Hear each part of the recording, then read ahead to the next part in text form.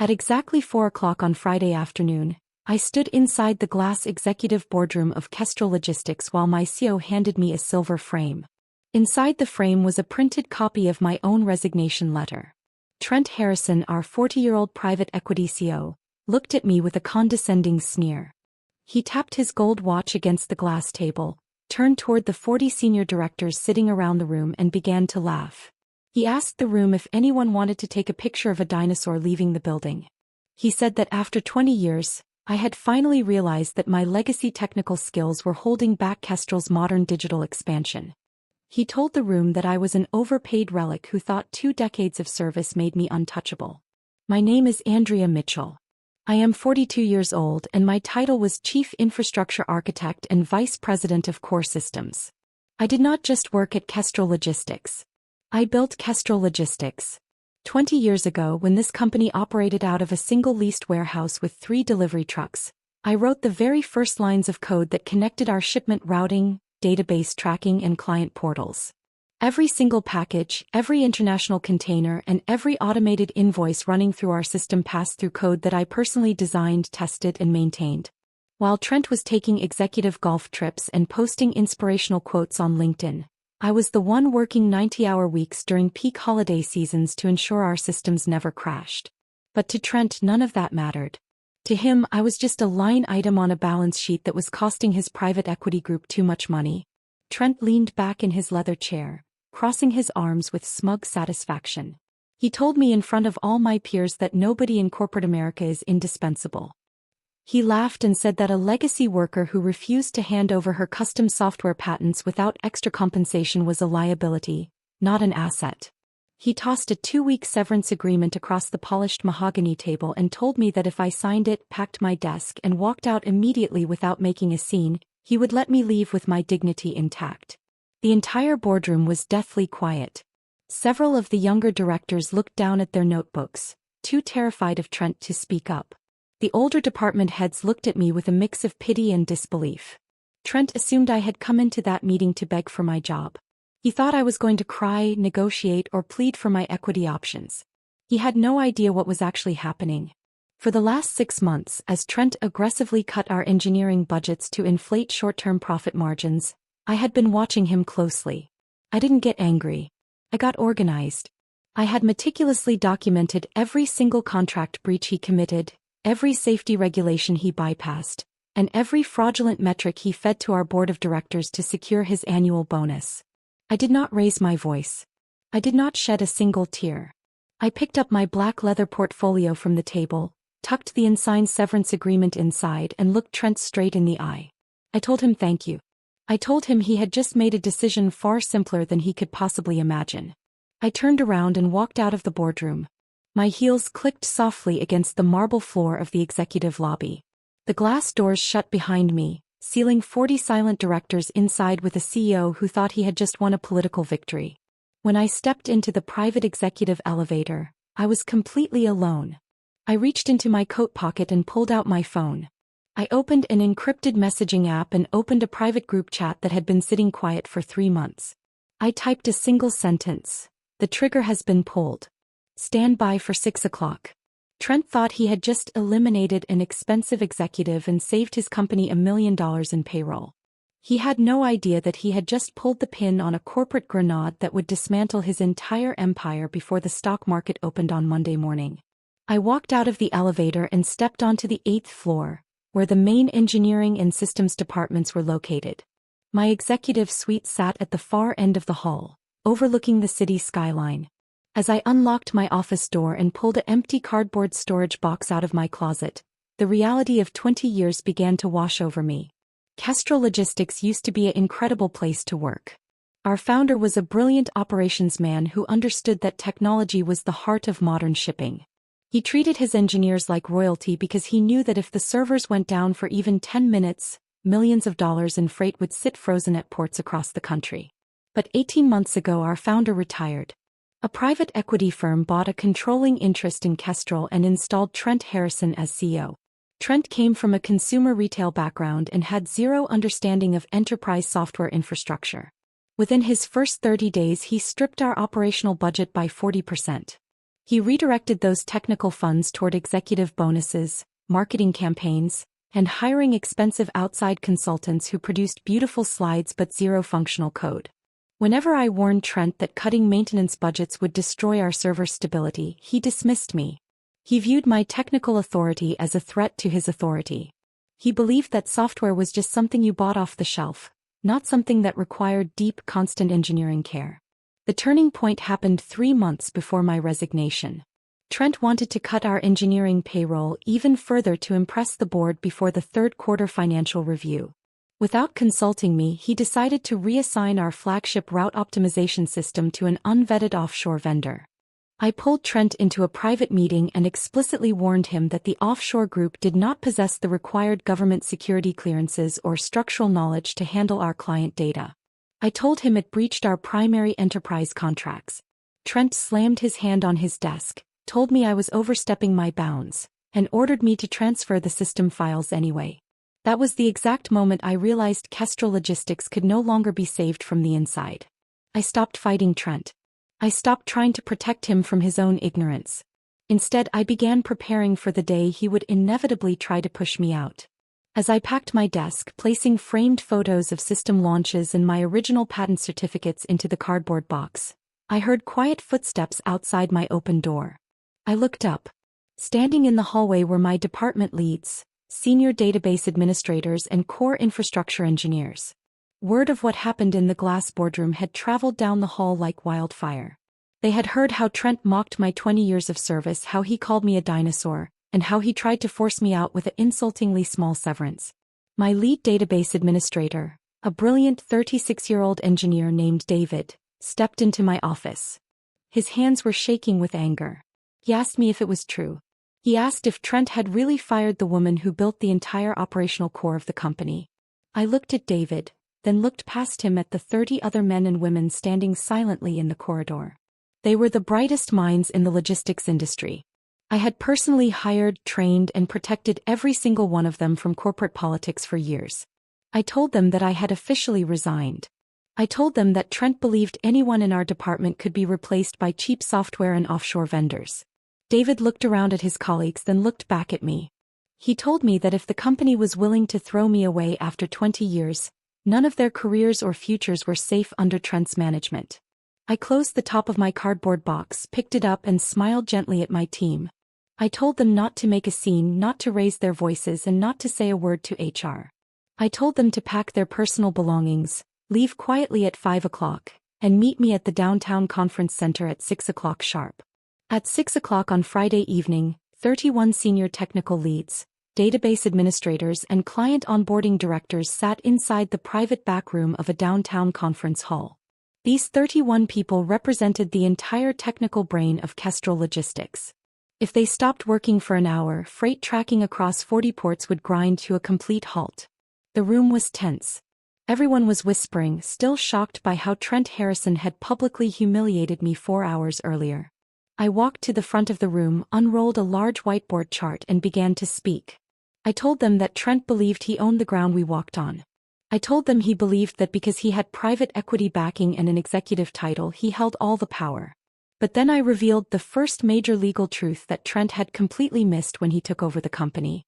The core data bridge software, the central code framework that connected Kestrel's client interface to every maritime shipping ledger and trucking dispatch database, did not belong to Kestrel Logistics outright.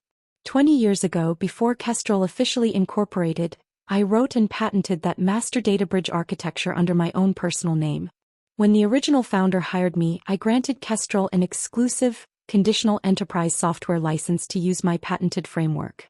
That licensing contract contained a specific, legally binding clause. The license remained active only as long as I remained employed as the company's chief infrastructure architect, or as long as the company maintained strict, audited compliance standards. If my employment ended without my explicit written transfer of the underlying patents, a 48-hour clock would automatically begin.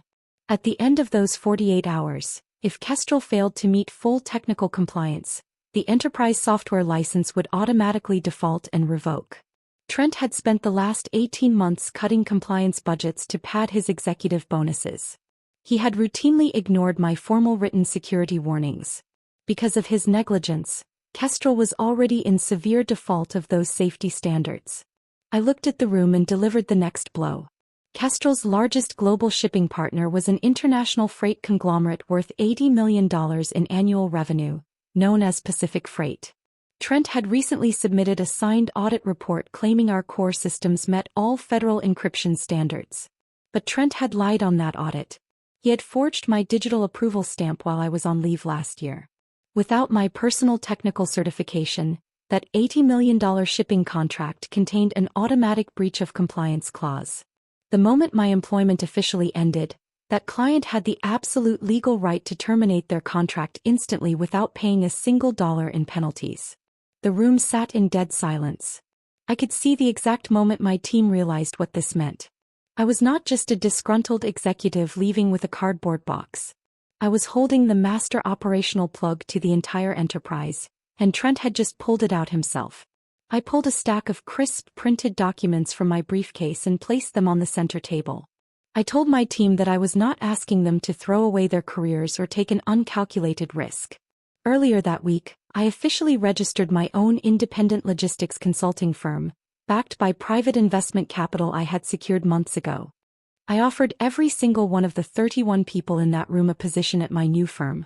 I offered them a 20% raise, equity stakes in the new company, and full remote flexibility.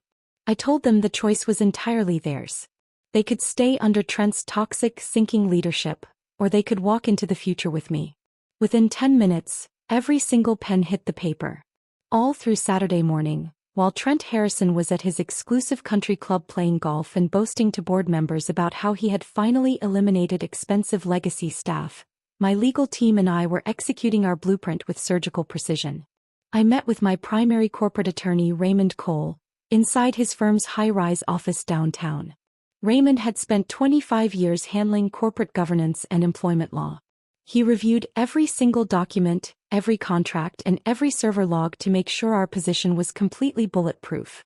To pull off a simultaneous resignation of 31 key executives without violating non-compete clauses or facing tortious interference lawsuits, every single step had to strictly follow the letter of the law. That was where our most powerful defensive mechanism came into play: a specific key person safety clause. 2 years ago, during the private equity acquisition negotiations, Trent's firm had tried to lock my core engineering team into strict 5-year non-compete agreements. I knew how ruthless private equity firms could be, so I refused to let my staff sign those agreements unless a key person protection clause was embedded directly into their retention contracts.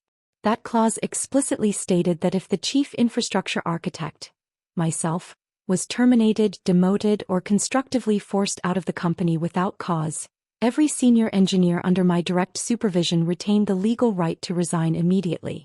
Furthermore, the clause guaranteed that if they resigned under those specific conditions, their existing stock options would vest instantly, and all non-compete restrictions would be rendered completely null and void. Trent had signed off on those contracts 2 years ago without ever reading the fine print. He treated legal agreements like annoying hurdles rather than binding commitments. He never imagined that by forcing me out in front of 40 directors, he was triggering the exact legal clause that freed my entire team to leave with me. By 2 o'clock on Saturday afternoon, my 31 senior team members logged into a secure digital portal provided by Raymond's legal firm. One by one, they formally signed their immediate resignation notices.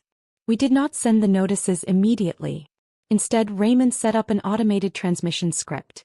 All 31 resignation letters, along with my formal notice of enterprise software license revocation, were scheduled to land in Kestrel's HR system, executive inbox, and server admin consoles simultaneously at 6 o'clock on Monday morning. While the legal team finalized the resignation queues, I spent the remainder of Saturday assembling my master evidence vault. Over the previous 6 months, I had compiled a pristine time-stamped audit trail. I had saved every single email where I warned Trent about compliance deficiencies, every memo where he ordered me to bypass safety protocols, and every financial spreadsheet proving he was reallocating software maintenance budgets into executive bonus pools. I also included the forged digital audit trail where Trent had authorized falsified compliance documents for our $80 million shipping client, Pacific Freight. Raymond organized the entire file into a high-level corporate governance report. He bound 3 identical physical copies in heavy leather binders and secured digital copies on encrypted flash drives. We were not acting out of emotion, spite, or panic. We were operating with cold, calculated precision. Trent assumed that corporate authority gave him the right to crush people without consequences. He believed that my 20 years of dedication made me weak, predictable, and defenseless. He had no idea that while he was spending his weekends celebrating a hollow victory, we were carefully, quietly loading a legal and operational weapon that would strip Kestrel Logistics of its entire management layer before the sunrise on Monday morning. By Sunday afternoon, Trent Harrison's delusional self-confidence reached its absolute peak. He was so convinced that he had won a decisive victory that he couldn't resist showing off to the entire company. At 2 o'clock, he posted a company-wide memorandum on Kestrel's internal executive bulletin board. In the memo, he officially announced my departure, framing it as a necessary step toward digital modernization and financial efficiency. He bragged about cutting over $2 million in redundant executive payroll, heavily hinting that my technical leadership was the only thing holding Kestrel back from record profits. He even attached a digital chart showing projected quarterly margins, taking complete personal credit for streamlining operations. He closed the memo by inviting senior management to a celebratory Monday morning breakfast in the glass boardroom. I sat at my dining room table quietly sipping coffee while reading his announcement on my laptop. I didn't get angry. I actually smiled. Trent was providing my legal team with a perfect written record of his own arrogance. While Trent was celebrating, I opened a private administrative telemetry window on my secondary monitor. Even though my executive credentials had been officially deactivated, the core data bridge running on Kestrel's servers still reported its health metrics directly to my private patent server. Red warning flags were already flashing across the dashboard screen. Because Trent had ignored my formal written warnings 3 weeks ago regarding our automated security handshake keys, the entire primary database was approaching a critical operational deadline. Every 48 hours, the system required a manual administrative security handshake, a cryptographic key that only I possessed, to refresh the encryption layer. Without that manual handshake, the core system was hard-coded to automatically drop into read-only safety mode at midnight on Sunday to prevent data corruption or unauthorized external access. In read-only mode, no shipping manifests could be updated, no billing could be processed, and no new delivery routes could be dispatched. Trent's offshore team had neither the administrative security clearance nor the root encryption tokens to bypass the lock. They didn't even know the lock existed. At 8 o'clock on Sunday night, a junior IT manager at headquarters noticed the automated warning alerts on the internal server dashboard. Terrified of a system freeze, he sent an urgent text message directly to Trent, warning him that the main database was showing critical cryptographic errors. Trent's response was brief and dismissive.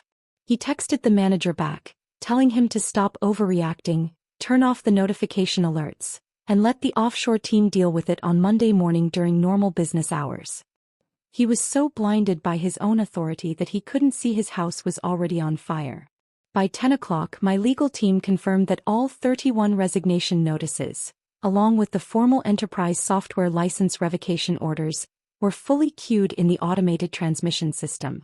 I closed my laptop and walked out onto my apartment balcony, looking at the city lights in the cool night air.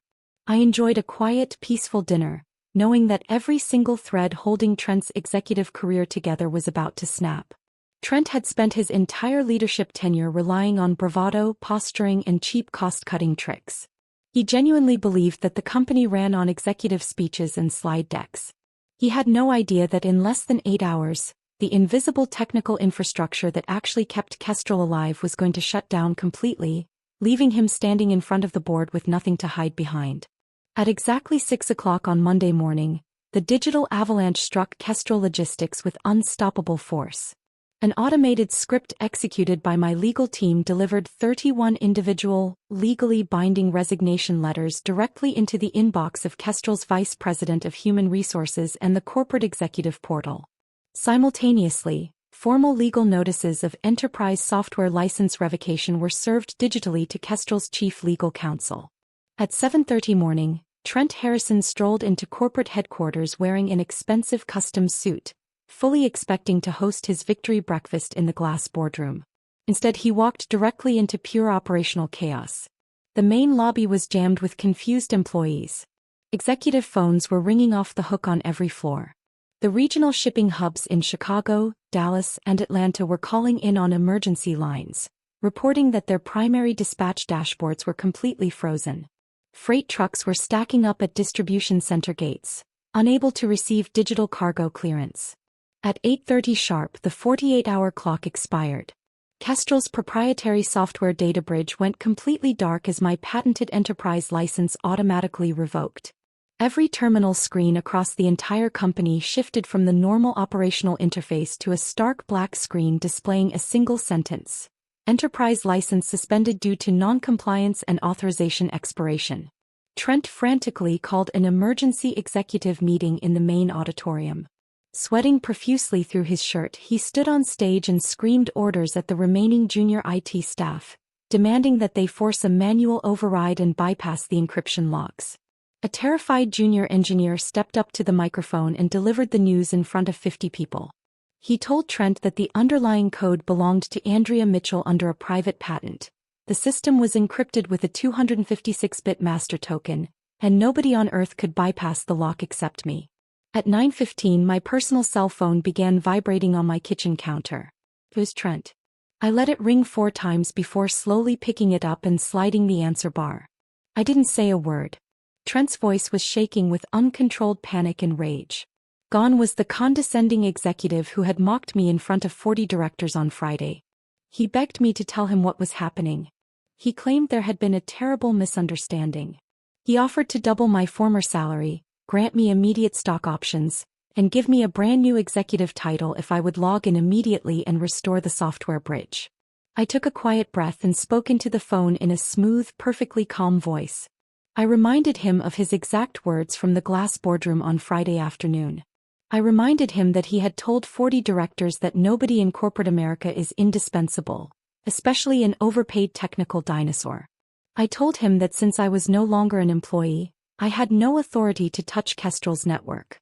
I informed him that all future communication regarding my proprietary software patents or the key person resignations must go directly through my corporate attorney, Raymond Cole. Trent completely lost control. He began screaming into the receiver, threatening to sue me for corporate sabotage, breach of contract, and intentional destruction of shareholder value. He claimed he would have me ruined by the end of the day. I didn't argue. I didn't raise my voice. I simply told him to check his front office. At that exact moment, a uniform process server stepped into Trent's executive suite and handed his assistant a bound 400-page legal binder containing our complete evidence vault of his compliance fraud, forged audits, and intentional contract breaches. I hung up the phone, turned off my ringer, and poured myself another cup of tea. At 11 o'clock on Monday morning, the board of directors of Kestrel Logistics convened an emergency video conference. Through my corporate attorney, Raymond Cole, I received a formal invitation to join the call. When I logged into the secure meeting room, the atmosphere was thick with tension. All 7 members of the board were present, their faces pale and rigid. Trent Harrison sat in his office at corporate headquarters, looking disheveled and frantic. His tie was loosened, his collar was unbuttoned, and papers were scattered across his desk. Before I could even say hello, Trent tried to take complete control of the meeting. He shouted into his microphone, telling the board that I was executing an illegal unionized walkout to sabotage the company. He claimed I was attempting to extort Kestrel for millions of dollars because I was bitter about being replaced. He begged the board to authorize immediate legal injunctions against me and my 31 former team members. The board chairman, a seasoned executive named Philip Ross, held up his hand and silenced Trent. Philip turned his attention to me and asked if I was willing to explain why Kestrel's core systems were completely down and why 31 key department leads had resigned simultaneously at 6 o'clock in the morning. I opened my screen-sharing console and spoke in a clear, controlled voice. I did not raise my tone and I did not display any emotion. I simply began presenting our master evidence file step by step. First, I showed the board a complete timeline of my communications with Trent over the last 6 months. I displayed time-stamped copies of every formal warning letter I had sent him regarding system maintenance, security handshake updates, and compliance requirements. I showed internal accounting logs proving that Trent had deliberately buried those warnings and slashed maintenance budgets solely to inflate third-quarter earnings figures, securing a $2 million executive bonus for himself. Second, I presented the signed key person safety clauses from the retention agreements of my 31 team members. I explained that when Trent forced me out on Friday afternoon, he automatically activated those clauses, freeing every single one of those senior employees to resign immediately without breaching their non-compete agreements. Trent's face turned completely white. He looked at his own lead legal counsel sitting next to him, but his attorney simply looked down at the table and shook his head. Then I delivered the final, decisive strike. I shared an official document from Pacific Freight, Kestrel's largest global shipping client, accounting for $80 million in annual revenue. I revealed that Trent had forged my digital approval signature on Pacific Freight's annual compliance audit while I was away last year. Because my enterprise software license had now expired without technical recertification, Pacific Freight had already been notified of the compliance default. I displayed an official legal notice sent by Pacific Freight's executive council at 10 o'clock that morning. They had exercised their contractual right to terminate their primary shipping contract with Kestrel immediately, without paying a single dollar in cancellation fees. Furthermore, they had already signed a contingent service agreement with my newly established firm to migrate their tracking operations over to our secure servers by midnight. The boardroom fell into absolute heavy silence. The directors sat in complete shock as they realized that Trent had destroyed the company's market value, lost its biggest client, and wiped out its operational workforce in less than 72 hours. Philip Ross slowly took off his reading glasses and looked directly at Trent on the video screen. He told Trent that his behavior was the most catastrophic display of corporate negligence and breach of fiduciary duty he had witnessed in 30 years. Philip did not hesitate. On behalf of the board, he fired Trent Harrison on the spot, revoking his executive status, canceling his stock options, and ordering corporate security to escort him off the premises immediately. Trent opened his mouth to argue, but Philip muted his line and ended his connection. The chairman then turned back to me and asked what it would take to save Kestrel from total liquidation. Following Trent Harrison's disgraced exit, Kestrel's board of directors had no choice but to negotiate directly with my new firm. They were in a position of complete operational desperation and they knew it. Over the next 48 hours, my attorney Raymond Cole and I drafted a comprehensive high-value enterprise licensing and management contract. We did not come back as employees. We returned as an independent master service provider. Under the terms of the new agreement, Kestrel agreed to pay my firm a multi-million-dollar annual licensing fee just to access my proprietary data bridge software. In addition, my firm was granted complete operational authority over Kestrel's remaining technical infrastructure, ensuring that no executive could ever tamper with engineering budgets or security protocols again. On Wednesday morning, my 31 team members and I officially launched our new enterprise firm, Nexus Infrastructure Partners. Every single employee who joined me received a 30% pay increase, full equity ownership in the new company, and complete remote flexibility. The atmosphere inside our new office was electric. The very people Trent had written off as replaceable line items were now equity partners in the most sought-after technical firm in the logistics industry. Without Trent's toxic interference and fake cost-cutting measures, our team transformed the system. We deployed optimized routing algorithms that increased client shipping efficiency by 40% within the first 90 days. Pacific Freight expanded their contract with us, and within 6 months, 3 other major global logistics corporations left their old providers to sign exclusively with our firm. Meanwhile, Kestrel Logistics could no longer compete on its own. With their client base migrating to us and their reputation damaged by Trent's public compliance scandal, Kestrel's board approached us with a final offer. In less than 8 months after my resignation, my new firm formally acquired Kestrel's remaining operational assets in a complete takeover, bringing the entire company full circle under my leadership. Trent Harrison's corporate career was completely destroyed.